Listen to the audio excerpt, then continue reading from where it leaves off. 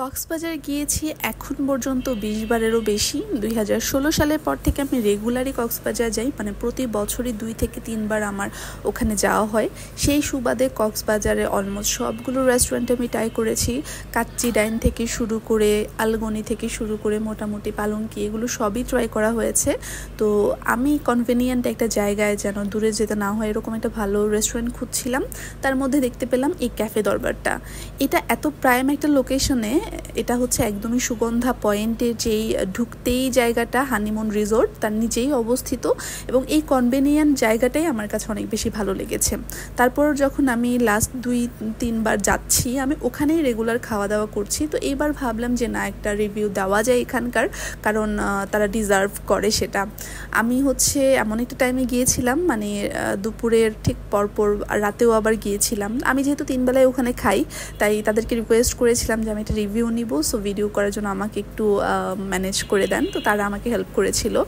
তো এই যে এটা হচ্ছে এটা তাদের পিছনের গেটটা, পিছন দিয়েও ঢোকা যায় এরকম একটা। তো এখানে আবার তারা একটা ফটো বুথ রেখেছে, মানে বাঙালি খাবার হলেও বেশ যে ডেকোরেশন অল ওভার মিলিয়ে হচ্ছে বেশ সুন্দর একটা জায়গা। মানে এখানে আপনার এই যে ওয়াশরুমের জায়গাটা বেশ বড় সড়ো ছিল, এবং আরও বেশি স্পেশাল লেগেছে কারণ এখানে বাচ্চাদেরও হাত ধোয়ার জন্য ছোট একটা বেসিং, মানে নিচে করা একটা বেসিং ছিল। তো আমি যেদিন খেয়েছিলাম, ভিডিও করেছি, ওই দিন আমি বলেছিলাম আজকে আপনাদের যা যা রেসিপি আছে আমাকে একটু দেন, আমি এটা ভিডিও করতে চাই। তো আমি যেহেতু সকাল দুপুর বিকাল রাত ৪ বেলা মোটামুটি ওখানে খেয়েছি, তো এক বেলার হচ্ছে খাবার এটা, এবং এছাড়াও সকালবেলার নাস্তা খিচুড়ি, তারপর হচ্ছে পরোটা ভাজি, এগুলো তো খেয়েছি। সন্ধ্যায় স্ন্যাক্স খেয়েছি, চিকেন গ্রিল, তারপর হচ্ছে রাতেও খেয়েছি এখানে।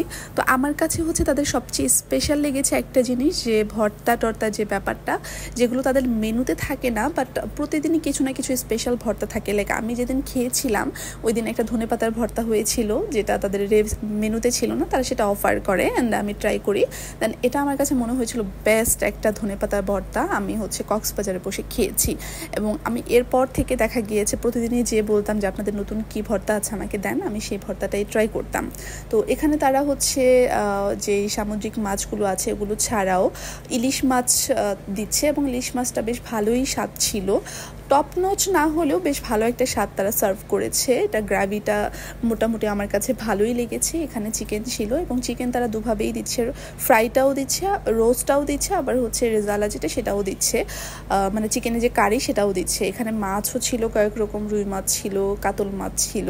তো আমি মোটামুটি যেগুলো পেয়েছি যে ওগুলোর ভিডিও আমি করতে পেরেছি। আরও অনেক রেসিপি ছিল যেগুলো শেষ হয়ে গিয়েছে তাদের, মানে অলরেডি তখন শেষ হয়ে গিয়েছিল। আর আমার সবচেয়ে বেশি ভালো যেটা লেগেছে তাদের ক্লিনিনেস, মানে অনেক বেশি পরিষ্কার পরিচ্ছন্ন ছিল, এবং প্রত্যেকটা যারা সার্ভ করছিল ওয়েটার, তারাও অনেক ভালো বিহেভিয়ার ছিল, মানে অনেক যেই ফ্রেন্ডলি একটা বিহেভ ওরকম ছিল। ভর্তাগুলো আমি ট্রাই করছিলাম, ভর্তাগুলো দেখতেও আমার কাছে ভালো লাগছিল। গেলেই আমি যেটা সবচেয়ে বেশি ট্রাই করি, লইট্টা ফ্রাই অ্যান্ড তাদের যে মরিচ খোলাটা, এই দুটোই আমার কাছে খুবই ভালো লেগেছে এখানকার। লইট্টা ফ্রাই সাইজগুলো সব রেস্টুরেন্ট সেম দেয় না, কোথাও খুব গুঁড়া গুঁড়া টাইপের দেয়, মাংস ভিতরে থাকে না, বাট ওদের লইট্টা ফ্রাইটা আমার কাছে মনে হয়েছে বেশ ভালো, এবং ভিতরে বেশ ভালো একটা অ্যামাউন্ট পাওয়া যায়। এই যে সালাদটা, আমি জাস্ট ওদের ফ্যান, মানে আমি তাদেরকে বলেছিলাম যে এটা সালাদ বানাই দিয়েন, তারা আমাকে ফুল অন একটা মানে সালাদ দিয়েছিল, যেটা আমাকে বলতেই হবে যে বেস্ট একটা সালাদ রেসিপি ছিল। দেন এটা হচ্ছে তাদের মেনু কার্ড, তাদের এখানে সব ধরনের খাবারই পাওয়া যায়, এবং এই মেনু কার্ডটা থেকে এটা ছাড়াও আরও অনেক কিছু তাদের আছে, আপনি গেলে জিজ্ঞাসা করলেই তারা দিয়ে দিবে।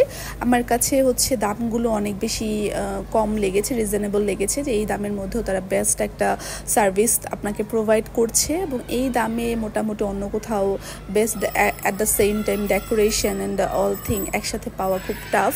তারপরেও তারা হচ্ছে এটা অফার করছে, এবং যেই কথাটা না বললেই নয়, মানে অ্যাজ আপনারা সবাই জানেন আমি অনেক চা ফ্রিক, তাদের চাটা আমার কাছে মনে হচ্ছে যে এত জোস একটা চা, লাইক আমি ঢাকার চা খাচ্ছি এরকম।